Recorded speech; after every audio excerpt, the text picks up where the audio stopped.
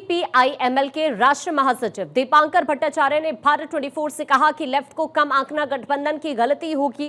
उन्होंने कहा कि सीट बंटवारे पर बातचीत लगातार चल रही है। सुनिए।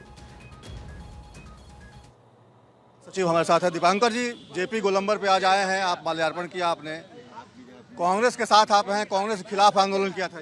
तो उससे कोई फर्क नहीं पड़ता। इन्होंने भ्रष्टाचार के खिलाफ, तानाशाही के खिलाफ आंदोलन किया था और आज पूरे देश में भ्रष्टाचार और तानाशाही के खिलाफ ही आंदोलन है।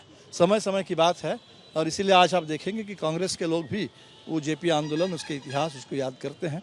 आज 42 के आंदोलन में तो एक साथ थे, तो समय समय की बात होती है। तो जेपी 42 के आंदोलन के नेता थे, जेपी 74 के आंदोलन के नेता थे, जेपी आज़ादी के आंदोलन के नायक थे, जेपी भ्रष्टाचार और तानाशाही के खिलाफ लोकतंत्र की आवाज़ थे।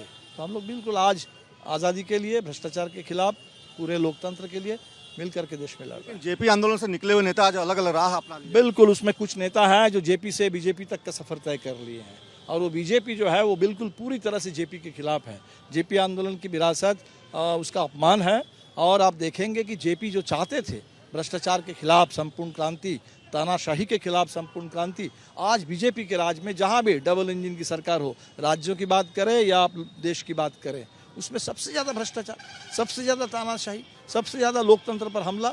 अब देख लीजिए, ऐसा ज़माना आ गया कि सुप्रीम कोर्ट में चीफ जस्टिस के ऊपर कोई जूता फेंक रहा है और जूता फेंकने वाला गोडसे की तरह आज उसकी पूजा हो रही है, उनको हीरो बनाया जा रहा है। ये जो अपमान है आज संविधान का, लोकतंत्र का, इसके खिलाफ तो जेपी से हम लोग ऊर्जा लेकर के लड़ेंगे। बिहार में चुनाव होने वाला है, ऐसा नहीं लग रहा कि जो लेफ्ट पार्टियां हैं उनको कम आंका जा रहा है इस बार? नहीं, हमें लगता है कि हम लोग ठीक से, हम लोगों को भी मिलेगा और अभी 2-3 दिन का समय है, बात हो रही है।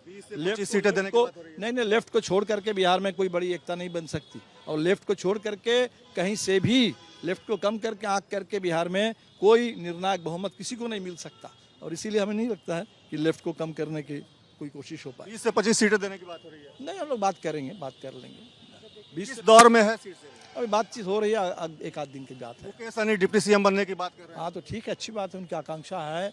तो आजकल तो हर जगह यूपी में इतने डिप्टी सीएम है, बिहार में है, तो आगे भी बिहार में भी और डिप्टी सीएम। कोई डिप्टी सीएम नहीं, हमारे पास नहीं, हम लोगों का नहीं है।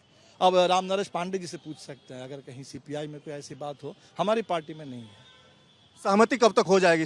हो जाएगी 2-3 दिन में हो जाएगी। 2-3 दिनों में? हाँ, तो दीपांकर भट्टाचार्य सीधे तौर पे करेंगे 2-3 दिनों में सहमति हो जाएगी। और मुकेश सहनी की आकांक्षा है डिप्टी सीएम बनने की। अच्छी बात है कि यूपी में 3-3, 4-4 सीएम, डिप्टी सीएम है, तो ऐसे में बिहार में क्यों नहीं हो सकते। और जहां तक दीपांकर भट्टाचार्य का सीधे तौर पे कहना है कि लेफ्ट को कम आंक कर कोई भी गठबंधन नहीं बन सकता बिहार में। तो एक बड़ी बात दीपांकर भट्टाचार्य ने कहा है और सीधे तौर पर उन्होंने कहा है कि वाम दलों को छोड़कर गठबंधन कामयाब नहीं हो सकता, जो कि महागठबंधन के लिए एक बहुत बड़ा, एक तरह से कहें तो दीपांकर भट्टाचार्य की तरफ से चुनौती है। अपने सहयोगी मृत्युंजय के साथ सर्वेश कुमार सिंह, भारत 24 पटना।